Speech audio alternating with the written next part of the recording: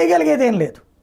వీళ్ళని చేయనీయకుండా టీవీలు పేపర్లలో వార్తలు వచ్చేస్తుంటాయి, జగన్ పాలన వల్ల ఎట్టా పెరిగింది, జగన్ పాలన వల్ల. అందుకని వీళ్ళు ఈ డబ్బులు పెంచేటప్పుడు జగన్ మూలంగా మనం ఈ భరంతో భరిస్తున్నామంటారా అనుకునేవాడు కూడా ఉంటాడు. కాబట్టి రోడ్డు ఎక్కరు వీళ్ళందరూ కూడా. కానీ ఒకటి సార్, ఈ 3 సమస్యలు ఓకే ఇష్యూస్ అయితే మంచివే, విద్యార్థులకు సంబంధించి, రైతులకు సంబంధించి, సాధారణ ప్రజలకు సంబంధించి విద్యుత్ ఛార్జీలు. కానీ ఎవరికి ప్రజలకు ప్రయోజనం లేదని పక్కన పెడితే వైసీపీకి ఉద్యమంలో ఏమైనా చేయడం వల్ల ఏమైనా ప్రయోజనం ఉందా?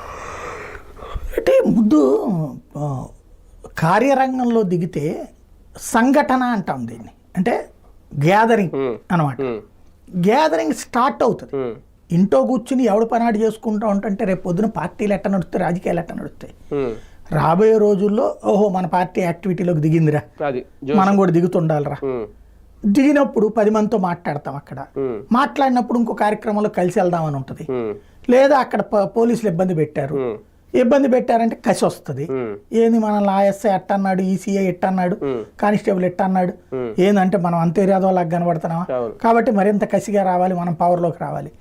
ప్రతి అంశము కూడా భవిష్యత్తుకి ఒక ఆరంభం అవుతుంది.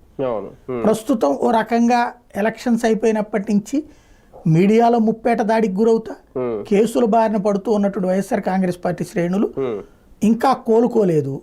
ఆ కోలుకోవడం కోసం ఈ కార్యక్రమం, అంటే ఇక ఆ గొడవల్లో నుంచి ఇటుకి డైవర్ట్ చేసి తీసుకొచ్చేటటువంటి కార్యక్రమం.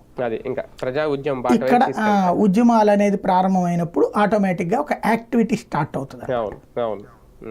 రైట్, చూద్దాం. మరికొద్ది గంటల్లో అయితే ఈ ఉద్యమం అయితే ప్రారంభం కాబోతోంది.